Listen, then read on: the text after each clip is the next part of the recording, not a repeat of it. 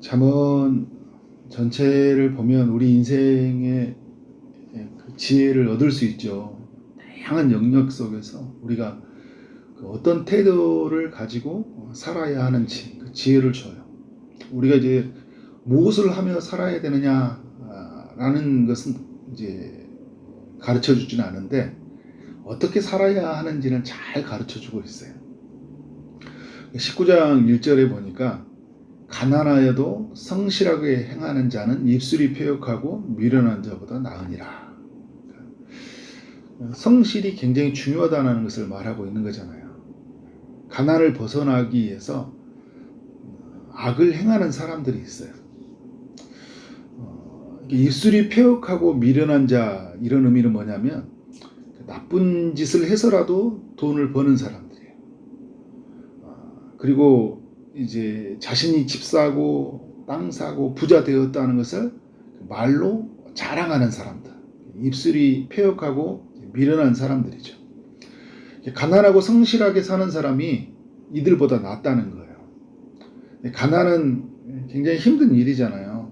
19장 4절에 보니까 재물은 많은 친구를 더하게 하나. 돈이 많으면 주변에 친구가 많다는 거예요. 사람들이 많다는 거예요. 가난한즉 친구가 끊어지느니라. 돈이 없다 보니까 주변에 사람이 없어요. 그런데 여러분 어떻게 합니까?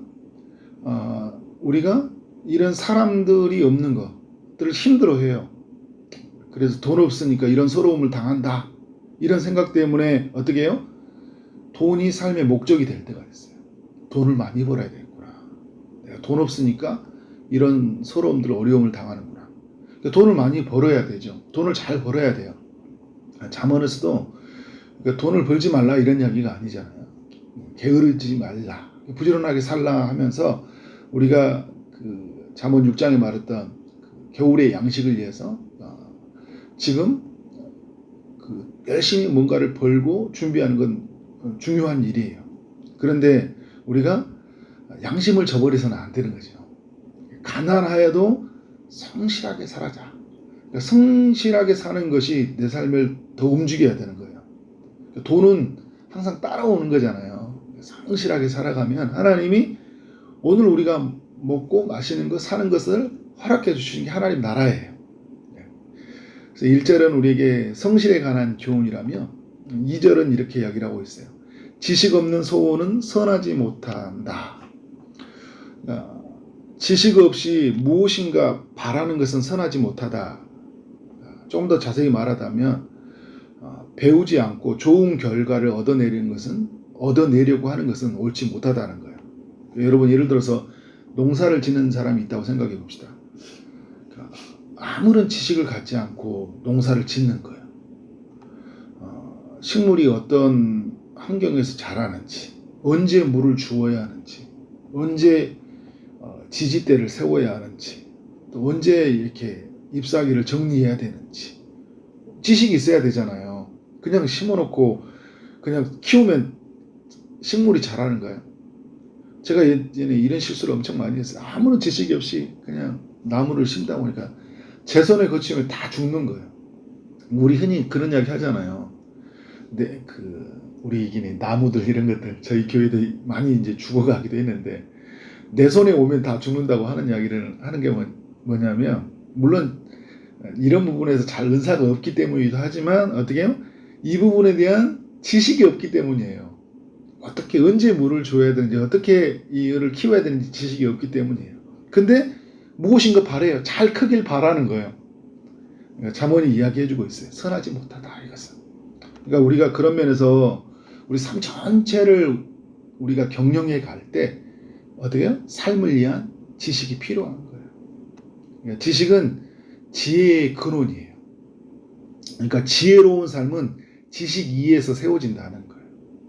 그런 면에서 우리는 늘 배워야 된다. 이거를 이제 잠언 19장 2절에 이야기해 주고 있어요. 하반절에 보니까 발이 급한 사람은 잘못 간다. 신중하지 못하면 어떻게 해요? 우리가 잘못 가는 거예요. 그러니까 인생이 속도보다 방향이 중요하다라는 이야기를 많이 하잖아요. 빨리 갔는데 내가 어디를 가고 있는지를 모르는 거예요. 빨리 가는 게 중요한 게 아니에요. 어떻게 해요? 정확하게 가는 게 중요해요. 그리고 신중하게 내가 지금 어디로 가고 있는지 이제 그런 부분들을 내가 잘 살피면서 가야 되는 거잖아요. 그래 가기 위해서 내가 지금 무엇을 해야 되는지, 그런 내가 지금 어떤 선택을 해야 되는지를 잘 알고 가야 돼요. 그렇지 않으면 어떻게 해요? 우리가 잘못된 길로 갈 수 있다는 거예요. 빨리 갔는데 하나님이 원하지 않는 길을 갈 수 있어요. 세번역 성경을 보니까 너무 서둘러도 발을 헛디딘다 이런 표현을 쓰더라고요. 그러니까 우리가 너무 서둘러서 헛디게 살아가는 삶을 산다라는 거죠. 그런 면에서 우리의 삶이 어떻게 돼요? 그러니까 어떤 그 방향성 그런 것들이 굉장히 중요하다라는 거죠. 5절의 말씀을 보면 거짓 증인은 벌을 면하지 못할 것이요 거짓말을 하는 자도 피하지 못하리라. 9절도 비슷한 이야기를 하고 있어요. 벌을 면하지 못할 것이고 망할 것이다. 이런 표현을 쓰고 있습니다. 그러니까 살아가면서 절대 하지 말아야 될 것은 뭐냐면 거짓 증인, 거짓말을 하면 안 된다라는 거예요. 이거는 상대방을 고통스럽게 할 뿐만 아니라 나의 영혼에도 심각한 어떤 타격을 줘요. 엄청난 타격을 준다는 거예요. 나도 살고 다른 사람도 살기 위해서 어떻게 살아야 되냐? 진실하게 살아야 된다. 정직하게 살아야 된다. 잠언이 이렇게 진실, 정의 이런 표현을 많이 쓰잖아요. 우리가 살면서 얼마나 많이 이렇게 거짓 증인, 거짓말을 많이 하고 사는지를 몰라요. 우리의 입술을 역시 하나님 파수꾼이 임해서 그죠? 참된 말을 하게 해야 돼. 나를 변호하려고 하고 더 부풀리게 하려고 하는 이런 말에서 우리가 벗어나서 진실된 말을 하고 살아야 된다. 그러니까 잠언이 이렇게 다양한 부분에 우리에게 삶의 태도를 알려주고 있죠. 6절에 보면 너그러운 사람에게는 은혜를 구하는 자가 많고 선물 주기를 좋아하는 사람마다 친구가 되느니라. 두 가지 삶의 태도를 이야기하고 있는 거예요. 첫 번째는 너그러운 사람이 되라는 것이고 두 번째는 나눠주기를 좋아하는 사람이 되라는 거예요. 실수한 사람들이 있을 때 어떻게 해야 돼요? 너그러워야 되죠. 공경에 처한 사람들에게 어떻게 해야 돼요? 그들에게도 그들이 어려움들이 있을 때 나눠줄 수 있어야 돼요. 가난한 자들을 살필 수 있어야 된다. 오늘 19장에서도 뭐 가난하다라는 표현을 좀 많이 쓰고 있잖아요. 아까도 설명했던 것처럼 가난한 자는 친구가 없다고 그랬어요. 그러면 어떻게 해야 될까요, 여러분? 우리가 친구가 되어줘야 되는 거예요. 가난한 사람들은 사람들이 주변에 없으니까 그러면 내게 있는 부유함이 있다면 내가 그들에게 친구가 되어줘야 되겠죠. 그래서 어떻게 돼요? 나눠줌으로 말미암아 그들에게 친구가 되어야 된다. 17절에 보니까 가난한 자를 불쌍히 여기는 것은 여호와께 구워드리는 것이니 그의 선행을 그에게 갚아주리라 라고 말씀을 하고 있죠. 그러니까 가난한 자를 도울 때 하나님은 우리에게 갚아주신다. 제가 지난주인가요? 세차를 하고 있는데 옆에 계신 분이 세차를 하려고 하는데 이제 그 청소기를 하잖아요. 500원씩 넣거든요. 근데 그분이 잔돈을 안 가져온 것 같아요. 아무것도 없으니까 이게 뭐 카드로 뭐를 받을 수가 없잖아요. 제가 그분에게 어떻게 했냐면 구워드렸어요.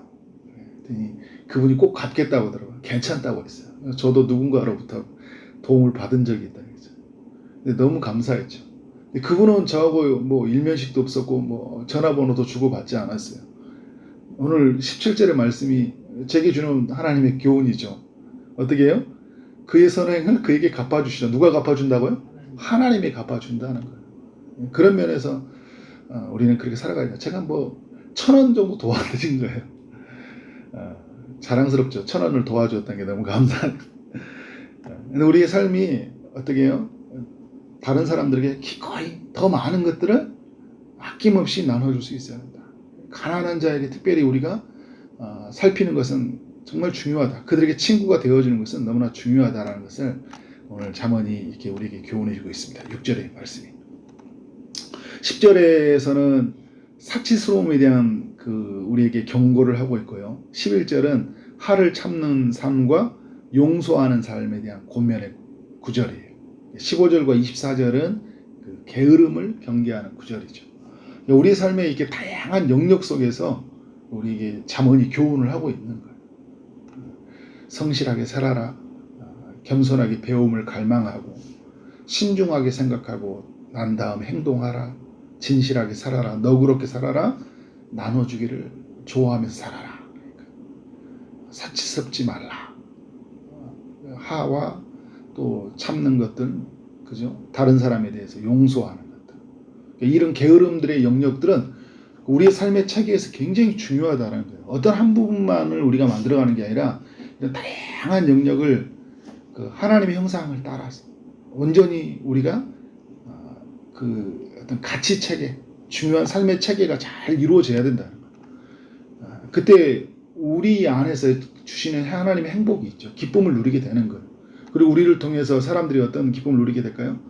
하나님의 그 성품이 흘러가서 그래서 하나님 안에서 주시는 그 기쁨들을 다른 사람들이 누리게 되는 거예요. 그래서 쉽게 말한다면 우리를 통해서 사람들이 하나님을 만나는 역사가 있다는 거예요. 우리도 여러분 살아가면서 좋은 성품을 가진 사람을 만날 때 행복하잖아요. 행복하거든요. 만나면 행복해요. 근데 악한 성품을 가지고 있는 사람들 만나면 힘들어요.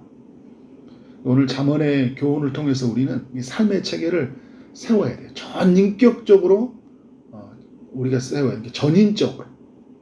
삶의 모든 영역을 어떻게 된다는 거예요? 하나님의 성품으로 만들어가야 된다는 거예요. 잠언이 우리에게 그 하나하나의 우리의 가이드를 주고 있어요. 그래서 여러분이 잠언의 말씀을 살펴볼 때 좀 영역별로도 구분할 필요가 있어요. 게으름에 대한 부분들, 또 말에 관한 부분들, 행동에 관한 부분들, 이런 것들을 다 이렇게 좀 영역을 구분해 가지고 이제 또 이렇게 하나씩 정리해 보고 이걸 이제 잘 정리하면 이제 어떻게 될까요? 잠언 19장을 되었을 때는 이런 부분이 그래, 이건 이렇게 살아야 되지, 이렇게 생각해야 되지, 이렇게 행동해야지, 돈은 이렇게 써야 되지, 말은 이렇게 해야 되지, 이렇게 삶이 다시 정리가 되는 거예요. 그리고 이렇게 살아갈 수 없으니까 우리는 어떻게 합니까? 하나님의 은혜를 구하는 거예요. 하나님 내게 은혜를 주옵소서. 성령이 내게 임하셔서 오늘 잠언의 말씀을 따라 살아가도록 인도하옵소서. 그때 우리 안에서 하나님의 성품이 어떻게 될까요? 드러나는 거예요. 열매를 맺어서. 그렇게 살아가는 삶 되어지기를 주님의 이름으로 축원합니다. 기도하도록 하겠습니다. 하나님 아버지, 잠언 19장을 통하여 우리 모두에게 교훈해 주셔서 감사합니다. 하나님, 가난하여도 성실하게 사는 삶을 사는 우리가 되기를 원합니다. 겸손하게 배움을 갈망하고 또 우리가 발을 헛디디지 않도록 너무 급한 마음에 그렇게 살아가지 않도록 주님, 우리의 삶을 신중하게 살아가도록 인도하여 주옵소서. 진실하게 살게 하여 주시고 각 사람들에게 너그럽게 살도록 인도하시고 나눠주기를 좋아하는 삶을 살도록 인도하여 주옵소서. 잠언의 말씀이 우리의 삶의 신앙의 체계로 잘 이루어져 가길 원합니다. 하나님의 성품이 우리 안에서 온전히 드러날 수 있도록 역사하여 주옵소서. 주님의 은혜가 임하길 원합니다. 성령의 이끌림을 받아서 하나님의 성품이 온전히 우리 가운데 드러나는 하루 되게 하여 주옵소서. 오늘도 주의 응답을 기다리는 이들이 있습니다. 특별히 아픔 중에 있는 이들에게 주님이 찾아가시길 원합니다. 사람은 할 수 없는 일들을 하나님이 행하실 줄 믿습니다. 치료의 광선을 비춰주시고 온전히 고쳐 주옵소서. 취업을 준비하는 이들, 결혼을 준비하는 이들, 임신을 준비하고 출산을 준비하고 시험을 준비하는 이들이 있습니다. 주님이 찾아가셔서 일하여 주옵소서. 오늘 하루 만나는 모든 사람들에게 주님의 사랑이 흘러가게 하여 주시고 또 오늘 저녁에 드려지는 수요 예배에 성령의 기름 부으심이 있기를 소원하고 우리의 삶 모든 것이 하나님께 영광이 되기를 소원하며 예수 그리스도의 이름으로 기도를 쌓옵나이다. 아멘.